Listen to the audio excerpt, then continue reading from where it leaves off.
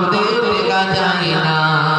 ভালো চলছে, ধান্দা খাচ্ছে রজনীগন্ধা, কারবারে অশান্তি, চালাচ্ছে শান্তি, মন করবে কমল খাচ্ছে ওরা বিমান, যেখানটা বসবে সেখানটা চষে নিয়ে বেরিয়ে যাবে। 12 বছর হাত জমাবে না, বুঝতে পারছি, 12 বছর হাত জমাবে না, চিন ছোট দাম সব এক জায়গায়। হুজুর তকবীর দেন, আল্লাহু আকবার, আস্তে করে বড় করে হাত দিতে পারে, বুঝতে পারছি।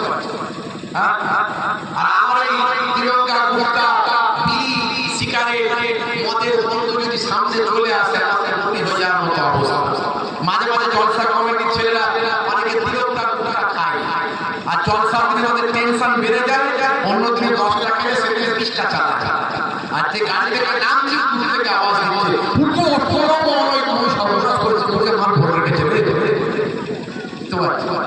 আর আমার তো গন্ধে মাথা খারাপ হয়ে যায়, কাছে যখন মুসাফা করে আমি হাতটা বাড়িয়ে মুখটা ঘুরিয়ে দিই, হাতটা বাড়িয়ে মুখটা ঘুরিয়ে দিই।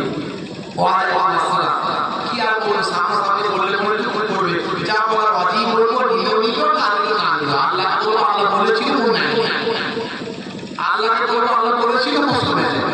কি করবো, যা বলার অজীব বলবো। তো এ ওয়াজ আমি আগেও করেছি, সুন্নতের সওয়াবটা আপনি পাবেন।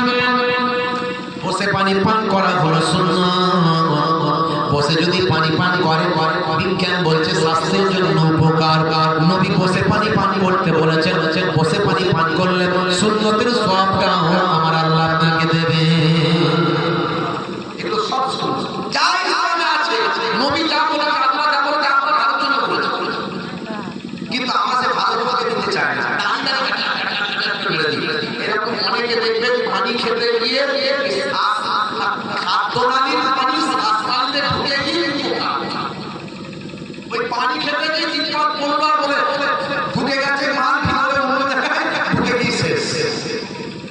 মিষ্টি খেতে গিয়ে মরে যাবে, একটু একটু করে তিন ঢোকে পানি খাও, তারপরে ভেঙে ভেঙে খাবার খাও। এগুলো তো নবী শিখিয়েছে। দেখবেন নবী যা শিখিয়েছে সব সুন্নাত।